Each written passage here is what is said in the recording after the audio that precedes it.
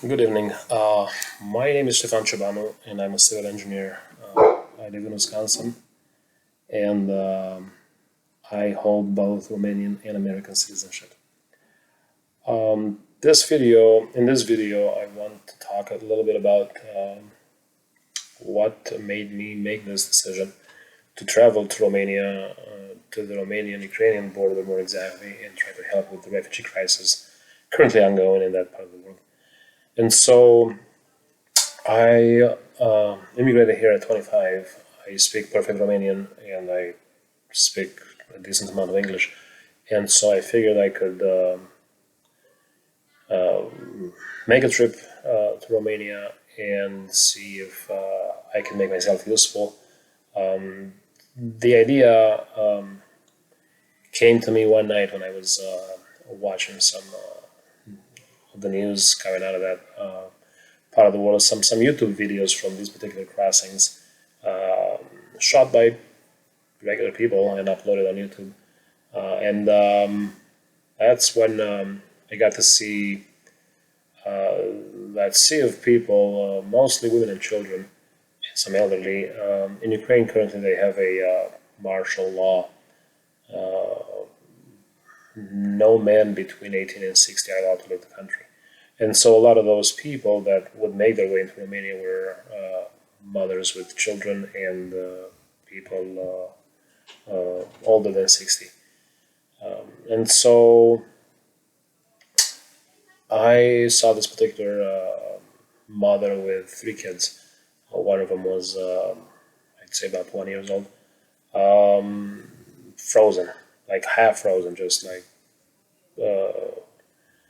you could tell it was. It's cold. Romania this time of year, the climate is just like in Wisconsin. It's cold and snowy and windy. Uh, those kids were miserable. They were on foot. I don't even know how long they've been walking, but just seeing that type of tragedy. I have two kids of my own, and I can't even imagine thinking of my kids being in that predicament, and my wife as well. So I decided that I needed to go and then do something about it. And the plan initially was to just purchase a plane ticket, and then once I get there, borrow a passenger van from my brother. He owns a couple for his business, and just fill it up with gas and ferry people between my hometown, the city of Iași, IASI. So ferry these people between these crossing points and my city, and help maybe with some urgent, immediate, small purchases, but pretty much don't like not go over say a $2,000 budget. And I talked to my wife the next day, and she was supportive. She understands. She's passionate about people and refugees and immigrants. Obviously, she made them. And so, in that conversation, my oldest daughter recommended that I set up a GoFundMe page. And I don't know a lot of people. My world is pretty small, and I don't have much faith in GoFundMe campaigns. But she planted the idea, and then I went to work, and I was talking to one of my coworkers, and then Michael, my other coworker, interjected, and he suggested that he would be interested to come with, since he's got heritage in Ukraine, and he speaks Russian and Ukrainian, or Russian or Ukrainian, which was just a great idea. I thought that would be perfect, since I don't speak. I know a few words in Russian, but I cannot carry a conversation. So I thought it would be a great opportunity for the two of us to go there and even make more of an impact, since I don't know how popular English is in Ukraine. It's popular in Romania.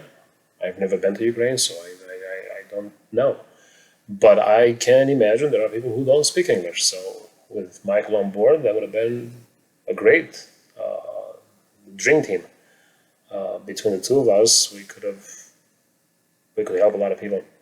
And so we talked about it. We got this GoFundMe page going, and the amount of support was, as you guys can see, overwhelming. We are 14,000 and some change, and going.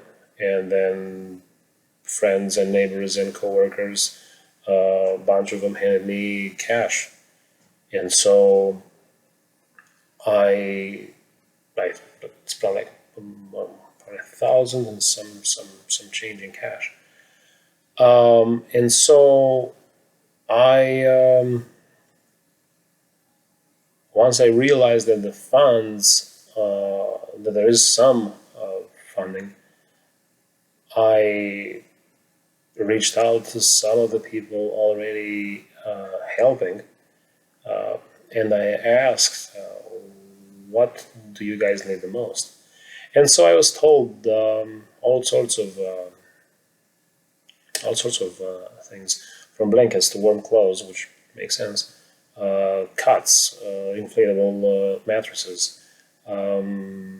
feminine hygiene products, childcare products, groceries, and also transportation. So what's happening with transportation, the public transportation system, the train network, pretty developed, I would say. Definitely from my hometown to Bucharest. A lot of these people, a lot of these immigrants are not staying in Romania long term. The country cannot economically offer them jobs and a decent lifestyle. So they are looking to go to Western Europe or even beyond. And with that, the Romanian government made the trains free for Ukrainian citizens. And also some airlines operating in Europe have heavily discounted the fares. There is still some money that they need to pay, but it's not the full fare, not even close. So what I'm hearing is anywhere between 50 and $100 a person. I have to confirm this when I get there, but then I'm going to fly to the airport, and that's the first thing I'm going to do. I'm going to see some of these immigrants right away, refugees, and just talk to them, see what the plan, like what they're looking at. Like, well, are these fares discounted as I heard, and if so, how much? And so that would be another way to help financially. Just buy these people airfare and have that out of their way if they have connections in some European cities. So another aspect that makes this fundraising an excellent opportunity. In the beginning of this crisis, a lot of those people were just people with means, people in a lot of expensive cars who were driving to Romania too. Some people on foot, obviously, but I think what we're looking at now, with the war advancing, the Russians advancing into Ukraine, and with them possibly taking over the city of Odessa in the south, and some other cities in that area, and possibly even Kiev. But Kiev is different. For Kiev, a lot of the Ukrainians, I think, that live in the Kiev area went west into Poland. Poland ended up absorbing most of, like, the bulk of the refugee population. So, but with the advance of the Russian army into Ukraine, we're going to see a lot more people with limited financial capabilities coming to the border and trying to flee into Romania. And at the same time, the response, the authorities pretty much botched. The response was just almost non-existent in the first days of this influx of refugees. So a lot of regular people, like ONGs, no, not ONGs, NGOs, the ONGs in Romania, NGOs, not non-governmental organizations, stepped in. Not the big names. I'm hearing now Red Cross is stepping in, but initially most of the help was provided by regular people, just people who live in that area, like close to the border. They grabbed whatever they had and they just went there and provided anything. I mean, whatever they had, water, bottled water, food, cooked food, a lot of cooked food that people just got supplies, groceries, and just cooked for the refugees a warm meal. But those resources are being depleted, and I think the timing of this trip. So I'm going to be there. I land in Romania on the 18th, and I'll be there until the 30th. I come back, I get to the States on the 31st, unless something changes and I need to be there longer. I can be that longer, and I can alter my flight, but I don't expect that at this point. 2 weeks, I think, is probably a good amount of time, but it's good timing. I think by the time I get there, we'll see a lot more people that need a lot more help, and the fact that I have these funds available can make a big difference. So I started doing some homework. I started getting some footwork done here. I talked to some people that are already helping there. I've got some contacts. I'm planning on meeting right away. I fly into my hometown in the afternoon. I think it's 4 o'clock when I land. I'm not going to be able to do much that evening, but I will meet with some of these people and try to get as much information as I can from them in terms of where the shelters are, phone numbers, go to those shelters and see what needs they have, introduce myself, register with the authorities if that's the case. I want to do this as legal as possible, and get myself into a database so they know what vehicle I'm driving, who I am, how to get a hold of me. And so that's the plan and then next day, head to the border, figure out which crossing point, because maybe at this point, things are changing so quickly. It's such a dynamic situation there. I have a plan and I don't. I realize that I'm going to have to adjust my plan in some regards, I'm sure, pretty drastically. But I think knowing the culture and knowing how people operate in situations like this in my home country, it's going to be a big help. And then also having the contacts and my brother there, helping, it's also going to make a difference. So that's pretty much how this whole thing came to this point, to where we are today. I am again very, very impressed and moved with the amount of help and support, both financial and moral. The kind and warm words that people had for me, and conversations that I had with them, and I know some of you well. I know, I have an idea how much money you make. Uh, and let me tell you that was some of the donors don't make a lot of money, and yet they were very insistent that I take that little donation and use it to help someone halfway across the world that is in is in need now. And so that was a very humbling experience. And I think now I have this responsibility, and this is why I have this YouTube channel. Nobody asked me to prove anything.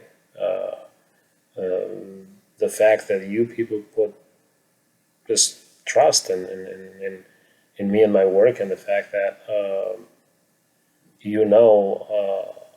I hope that this money is going to be spent. Um, it's not going to be wasted. It's going to go straight to the people who need it the most. That is an honor, but also a responsibility, because I need, for my peace of mind, I need to prove that to you. And I will do just that. Just make sure you subscribe to this channel and get the notifications activated. What else? Interpreters or translators. I reached out to the students, the Moldavian community of students in my hometown. People from Moldova. So Moldova, the country to the east of Romania, used to be part of Romania. After the Second World War, the Russians took it as a war reparation and became one of the Soviet republics. And exactly what's happened in Ukraine or in Belarus or in Tajikistan, Kazakhstan, Uzbekistan, the Baltic republics, Armenia, there was Russian population that went from Russia into these republics, and they settled there.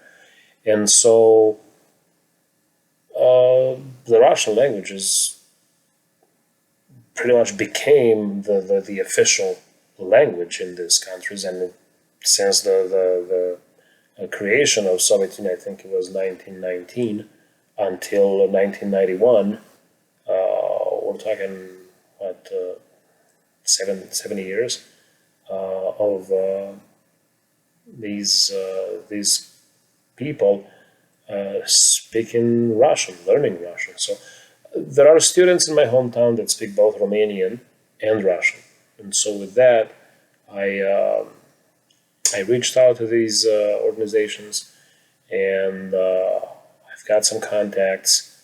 Hopefully, I find someone that's enthusiastic about doing this work and is willing and able to come work with me. My plan is to put anywhere from 10 to 12 to 14 hours if that's what it takes, on the road, be that in a shelter or shelters or the crossing points, driving people to the train station, to the airport. I plan to utilize this time to maximize the amount of effort I can put into this. 2 weeks may seem like a long time, but I know it's not. This is not a vacation for me. I have big plans, but at the same time, I don't have big plans, because I have big plans in terms of the amount of time I am planning on being awake and being on the road. Now, hopefully, I'll get some results. I'm trying not to have any dead times. I'm trying to plan ahead. If nothing is happening at this crossing point, and it doesn't look like it's going to be happening for the next 2 hours, I'm just going to go to a shelter. I'm going to make a phone call. I just don't want to sit in one place and wait. That's not my plan. But expectations are also low. I think that's a good strategy. I think I'm going to get frustrated at times, but I'm also prepared for that. It's a very fluid, very dynamic situation. The government is stepping in some, but when they do that, they do it for good reasons, but they slow down. There's a crackdown now, I'm hearing, on human trafficking, which is expected, unfortunately. That's what happens when you have this lack of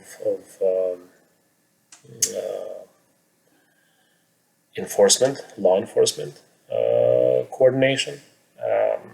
And so in the first days, it was pretty much you just go there, and if they want to go with you, they go with you, and nobody knew who you were, and nobody knew where they went, and that was pretty much what I was hearing. But the government is finally stepping in, and they're getting people to register, and that's my plan. I want to register with an NGO as soon as I get there, or with the government. Or I'm absolutely. I think that's a great thing. I think it's a great thing both for the refugees and for the people trying to help, just to avoid any misunderstandings or issues down the road. And that's good. I just know that that's going to slow down.